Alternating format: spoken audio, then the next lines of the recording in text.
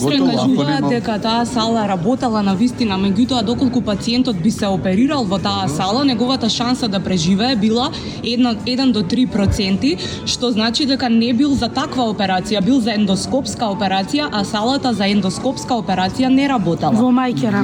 Затоа и барале сала и ендоскопска операција од торакална хирургија кај што немало стент графтови.